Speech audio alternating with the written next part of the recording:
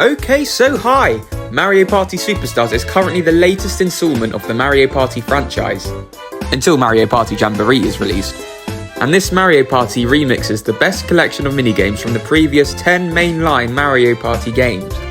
Some minigames got upgrades, some got downgrades, but this list will state my top 10 favourite minigames from Mario Party Superstars. This list is subjective. These are the top 10 favourite minigames in my opinion. If you hate a minigame on this list, or your favourite minigame is missing, then that is absolutely fine. Let me know. If you like the video, then please like it. And if you love it, subscribe. I'm a brand new channel, so I could use all the support I can get at this early stage. Let's get into the list with number 10.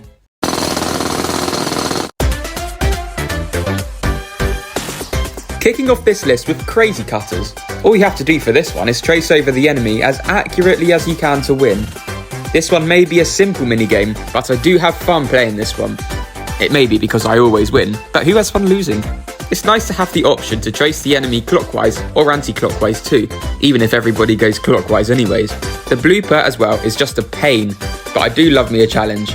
The percentage system I find also incentivizes you to try and get 100% accuracy, even though I swear it's impossible.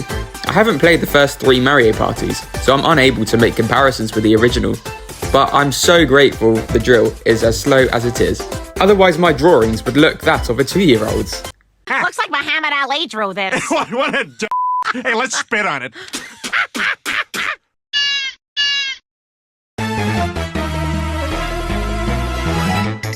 If only this minigame was longer. I find it so fun to try and navigate through the stampede of penguins to try and stay on the ice, as it can sometimes prove as a real task to do so. Although it may be a bit easier than the original, at least it's now made possible. I'm not entirely sure what was stopping me, but I was just never able to survive in the Mario Party 5 version. I find that the trick is to keep changing direction, going up and down, whilst continuously walking forward. You're also able to risk yourself by trying to sacrifice other players too. One simple nudge on them and it could be game over. As I said in the start, I only wish the minigame was longer, as I find that a lot of time that multiple players make it to the end, particularly on the higher end of the CPU difficulties.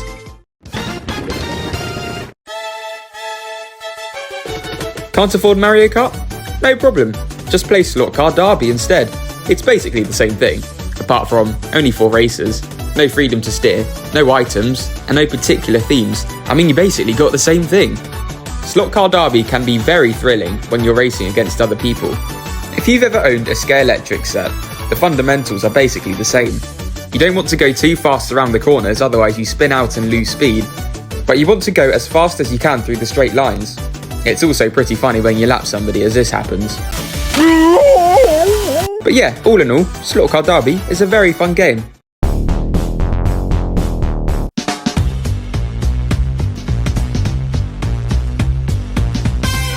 A freaking tank minigame? Hell yeah. The premise of the game is simple. Try to survive and shoot everybody else.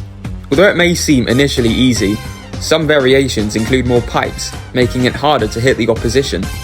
This is where it comes in handy to shoot upwards, as upward shots go over pipes. I find this one very enjoyable to play since you get a sense of satisfaction from hitting other players. This minigame could be anybody's game. I think it would have been good to have 3 lives instead of 2, as that way the game could have more enjoyment taken out of it.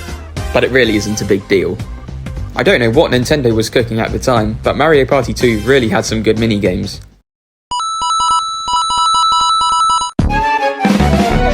I find this minigame can sometimes be forgotten about, as there are more notable 1v3 minigames, such as Tug of War and Look Away, but the streets won't forget money belts. It can sometimes be a fun task to try and survive on the conveyor belt, whilst also grabbing as many coins as possible. This minigame provides similarities to Mario Party DS's Fast Food Frenzy, which was made 5 years later into the DS, and one of my favourite minigames of all time. Money Belt seems to be one of the more fair minigames in my opinion, since the 1 gets priority of what coins they want to get, and the 3 have the opportunity to collect the remainder. Although if you do fall off as the 1, then it could seriously hinder you in the minigame. Nevertheless, an incredibly fun minigame where you have the opportunity to make some serious money. Booksquirm is such an interesting and enjoyable minigame for me. I do quite like the last man standing type minigames, as they're really intense sometimes. How Booksquirm works is you have to try and fit through the holes in each page as they turn faster and faster with every turn. I love the idea of it as it tests your reaction time and movement skills, so it can be quite a test. It's also really cool how they added an endless mode in the minigame section to see how far you can go on for. Although I do swear it gets impossible. Like, how are you supposed to go from one end of the page to the other in such a short amount of time? It's just one of those minigames where when it's selected, everyone just sits up. So yeah, books are for nerds, but Booksquirm is for the elite. Mario Party 9 was the Mario Party I grew up with, and is probably my favourite Mario Party. Partly for its music, but mostly for its minigames. 100% the best minigames in the series, in my opinion. I just find it a shame that they only included 4 minigames, of which the 2 free-for-alls certainly wouldn't be at the top of my list.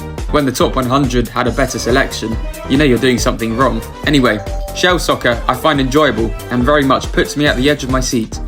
It may not be Mario Strikers or even FIFA, but it's called a minigame because it's a mini-game. It's neat that you're able to score multiple points depending on how many Goombas your shell hits, and the music. Its official name is Super Duper Mario Bros, and it makes sense. It's just a much better version of the Super Mario Bros theme, so it's super duper. Perhaps a reason why I love Mario Party 9's minigames so much was because it contained a lot of platformers. So I suppose it's understandable for Mario Party Superstars to increase its variety a tad. But what goes up from Mario Party 6 is a platformer, and so it makes the list. You're supposed to jump on the paratroopers to get as high as possible. However, it's not hard to hinder yourself, whether it be jumping against the paratrooper or just falling off it in general. Fortunately, after a few paratroopers, there's a cloud that acts as a checkpoint, so you won't fall all the way to the bottom. Although the higher you go, the more paratroopers there are before the next cloud, meaning you may fall down even further. This one is such an exciting minigame to play, and it's fun to try to get the record of 180, which I never make.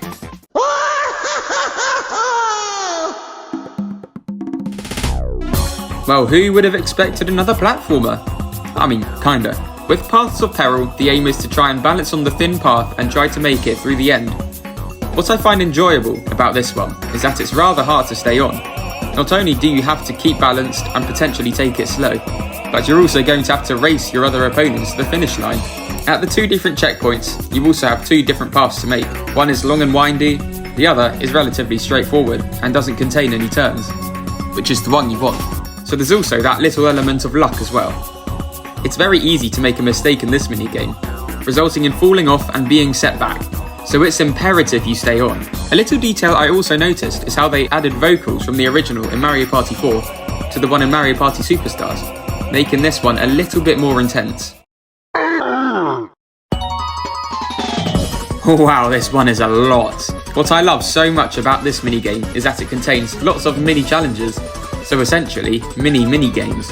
It's a shame that 2v2s hardly happen because this one is such a fun one. Superstars got it spot on in terms of what Mario Party 4 minigames to include, even though there aren't that many bad minigames in that game anyways. The first part is essentially a button masher, where you and your teammate take it in turns to open the doors for each other. The next part acts as both a button masher and a platformer. One person has to operate the rotating device with 2 platforms, while the other has to wait for the platform to come to them so they can jump on it and make it to the other side. You then swap places and then go onto a rotating device with 1 platform instead.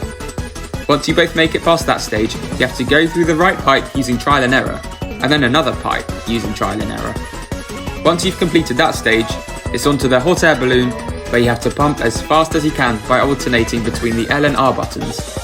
This game is a race, and a very heated one at that. There's all to play for in this stage, and so it's incredibly fun to play. So what do you think? Are you on board with my opinions, or are you some avid Dungeon Duos hater? Whatever you think, let me know.